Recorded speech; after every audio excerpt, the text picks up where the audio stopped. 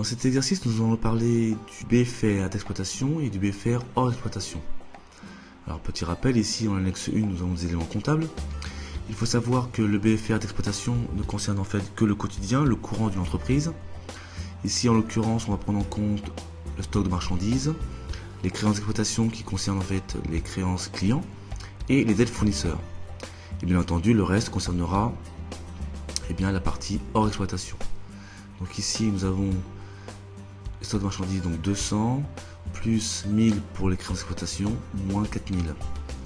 Donc ici, on va pouvoir écrire dans la partie réponse, donc BFR on va mettre BFR d'exploitation, c'est égal, donc on va mettre la formule, donc stock plus créance donc d'exploitation, voilà, moins les fournisseurs, le poste fournisseur, donc le poste dette fournisseur plus exactement, voilà, et ici on va rajouter les dettes, donc le stock de marchandises,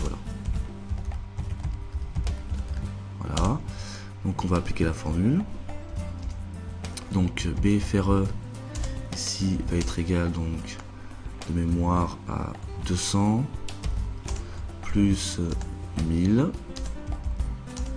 et moins le poste tel fournisseur qui était de, je ne sais plus, donc qui était donc de 4000. Donc 4000, voilà, et soit donc un montant de moins, parce que c'est un montant négatif ici, moins 2800, donc 2800 euros bien sûr, voilà.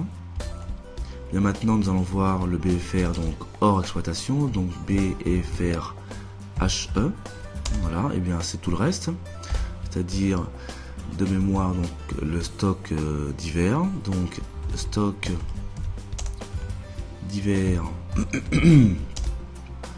plus, alors je vais voir ce qu'il y a, donc stock divers, ici il n'y a pas de stock divers, si, non même pas, oui il est là, stock divers donc, plus les créances diverses, d'accord, et moins les dettes diverses, donc stock divers, plus créances diverses, voilà, moins bien sûr les dettes diverses, voilà, donc ce qui nous donne ici un BFR HE, donc égal à, ici je récupère donc d'abord les stocks, donc 150 plus les créances 300, donc 150 plus 300, voilà,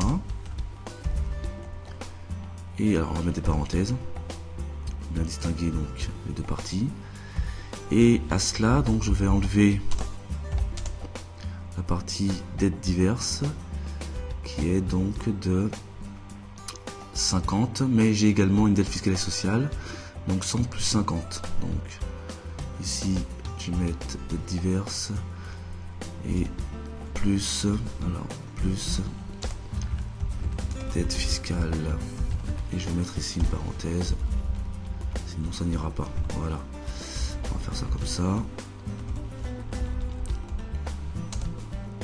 voilà, donc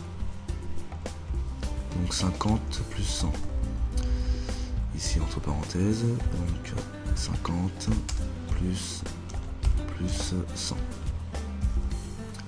voilà, donc ce qui donne soit un montant de 300 euros, donc 300, voilà. Et bien pour la deuxième question au niveau du commentaire, ce qu'on peut dire, et bien dans un premier temps on peut regrouper donc le BFRE et le BFR HE qui viennent donc nous donner le BFR global, donc on peut écrire BFR global, donc il est égal à moins, donc moins 2800 plus 300, soit un total donc de moins 2005, voilà, 2500 euros. Et bien dans un second temps, ce qu'on peut dire, c'est que le BFR global donc est négatif, donc on va mettre le besoin en fonds de roulement est négatif. Voilà. Ah. Autant pour moi. Hop, voilà. Négatif. J'y arrivé. Et bien cela que ça veut dire, ça veut dire que l'entreprise donc balistique, eh bien gère correctement